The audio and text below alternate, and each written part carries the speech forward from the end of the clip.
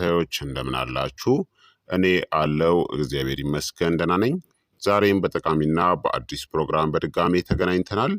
በዛሬው የጤና ፕሮግራማችን ላይ የምንመለከተው ስለ ቅርንፉድ ውሃ ምንነት እናም የቅርንፉድ ውሃን ምን ሰዓት መጠጣት አለባችሁ የሚሰጣችሁን እጅግ በጣም አስገራሚ የጤና ጥቅሞችንም በዚህ ቪዲዮ ላይ ከነ አጠቃቀሙ በግልጽ የምነግራችሁ ይሆናል ማለት ነው።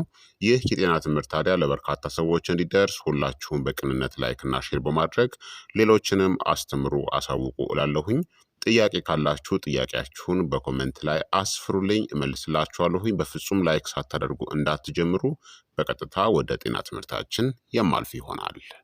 የቅርንፉድ ውሃ ማለት ቅርንፉድን በውሃ ውስጥ በመዘፍዘፍ ወይም ደግሞ በማፍላት የሚዘጋጅ ቀላል የሆነ የእጽዋት መጠጥ ነው።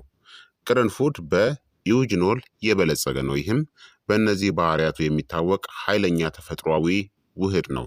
አንቲ ኢንፍላማቶሪ ወይም ደግሞ ጸረ ብግነት፣ አንቲ ኦክሲዳንት እና ጸረ ተዋሲያን ወይም ደግሞ አንቲ ማይክሮ ባይራል የምንለው በውሃው ሲዘፈዘፉ እነዚህ ውህዶች ይሟሟሉ እናም ለሰውነታችሁ በቀላሉ እንዲመጠጡም ይሆናሉ ማለት ነው።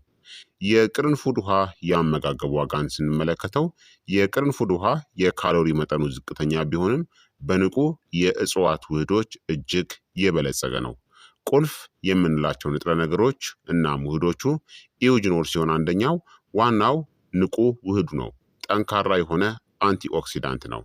ቫይታሚን ሲን ይይዛል፣ በሽታ የመከላከል አቅምን ይደግፋል። ቫይታሚን ኬንም ይይዛል፣ ደም እንዲረጋ ይረዳል። ማንጋኔዝን ይይዛል፣ ለሜታቦሊዝም እና ለአጥንት ጤና እጅግ አስፈላጊ ነው። ፋይበርን በጥቂቱም ይይዛል፣ ለምግብ መፈጨት ይረዳል። ፍላቮኖይድ እና ፖሊፊኖልስንም ይይዛል፣ የኦክሲዲቲቭ ስትረስ ወይም ደግሞ ውጥረትን ይዋጋሉ ማለት ነው። ታዲያ ምንም እንኳን መጠናቸው አነስተኛ ቢሆንም ባዮ አክቲቭ ውህዶቹ በጣም ኃይለኛ ናቸው። ስለዚህ የቅርንፉድ ውሃን አዘጋጅታችሁ በየቀኑ ብትጠጡ የምታገኙትን አስገራሚ 15 ድንቅ የጤና ጥቅሞችን በዝርዝር ልንገራችሁ። አንደኛ፣ የምግብ መፈጨትን ያሻሽላል። የቅርንፉድ ውሃ የምግብ መፈጨት ኤንዛይሞችን ያነቃቃል። ይህም የሆድ መነፋትን ይቀንሳል፣ ምግብ እንዲሰባበር ያደርጋል። የምግብ መፈጨት ለሚዘገይባቸው ሰዎች እጅግ ምርጥ ነው። ሁለተኛ፣ ጋዝና የሆድ መነፋትን ያስታግሳል። የአንጀት ጡንቻዎችን ያዝናናል እናም የጋዝ መፈጠርንም ይቀንሳል። ሶስተኛ፣ የበሽታ መከላከል አቅምንም ይጨምራል። በአንቲኦክሲዳንትና በጸረ ተዋሲያን ውህዶች አማካኝነት ሰውነታችሁ ኢንፌክሽኖችን እንዲዋጋ ይረዳል። የበሽታ መከላከያ ምላሽንም ያጠናክራል።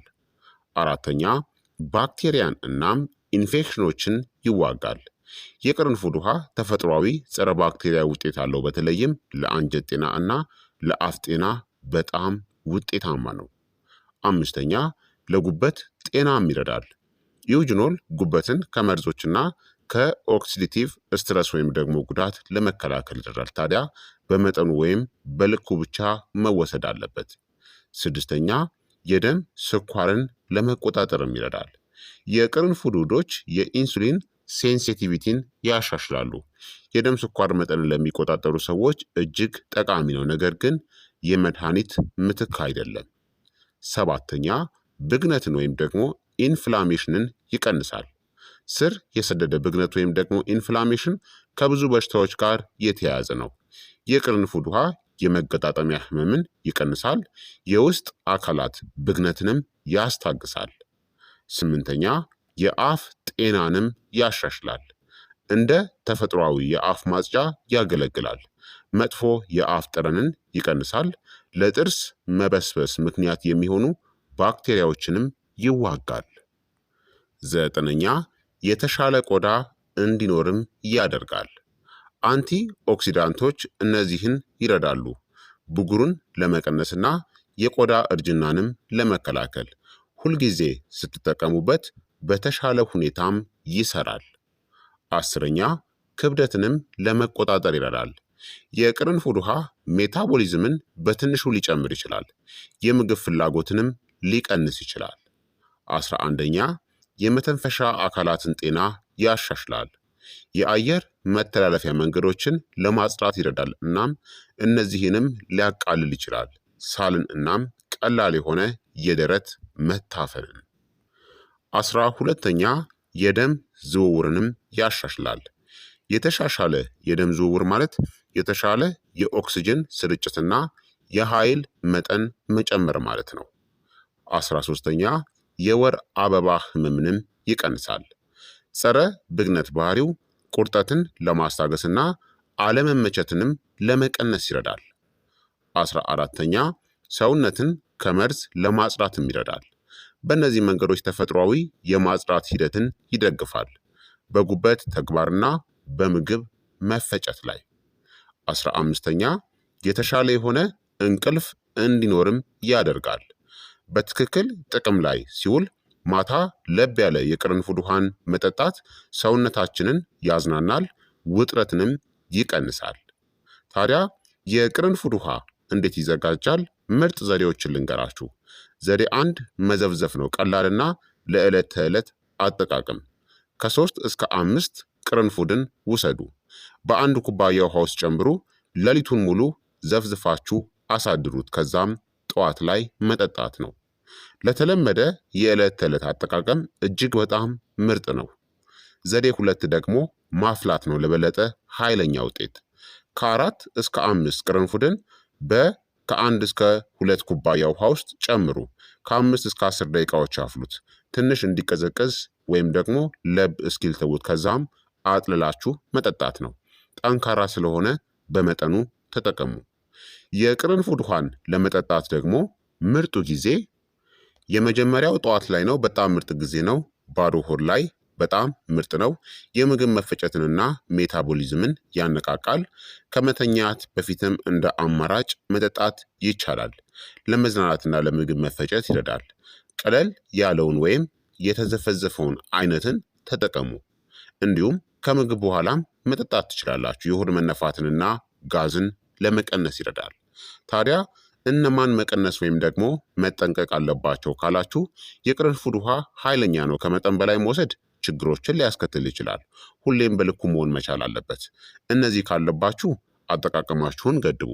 የጨጓራ ቁስለት ካለባችሁ፣ እርጉዝ ወይም የምታጠቡ ከሆናችሁ፣ ደም የሚያቀጥኑ መድኃኒቶችን የምትወስዱ ከሆነ እና የጉበት ችግር ካለባችሁ ጥንቃቄን አድርጉ። ደህንነቱ የተጠበቀው መጠን በቀን 1 ኩባያ በቂ ነው። ከመጠን በላይ መውሰድን አስወግዱ። ለተሻለ ውጤት ደግሞ በትንሽ መጠን ጀምሩ። ጥራት ያለው ቅርንፉድን ተጠቀሙ።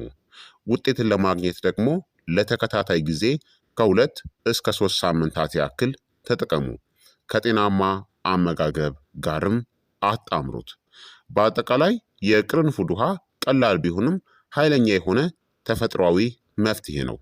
የሕክምና አገልግሎትን አይተካም፣ ነገር ግን በአግባቡ ጥቅም ላይ ሲውል የምግብ መፈጨትን ይደግፋል፣ የበሽታ መከላከል አቅምንም ይጨምራል፣ አጠቃላይ ጤናንም ያሻል። ስለዚህ ክቡራትና ክቡራን ተመልካቾቼ የዛሬው የጤና ትምህርት እንግዲህ ይህንን ይመስል ነበረ። እንደተማራችሁበትም ተስፋ አድርጋለሁኝ። ሀሳብ አስተያየታችሁ ደግሞ አይለኝ ይላለው። ይህ የጤና ትምህርት ለበርካታ ሰዎችም እንዲደርስ ሁላችሁም በቅንነት ላይክ እና ሼር በማድረግ ሌሎችንም አስተምሩ፣ አሳውቁ እላለሁኝ። ጥያቄ ካላችሁ ጥያቄያችሁን በኮመንት ላይ አስፍሩልኝ፣ እመልስላችኋለሁኝ። በቀጣይ የጤና ትምህርት እስከምንገናኝ እኔንም እናንተንም ቸር ያቆየን። መልካም ጊዜ፣ መልካም ቆይታ። ቻው ቻው።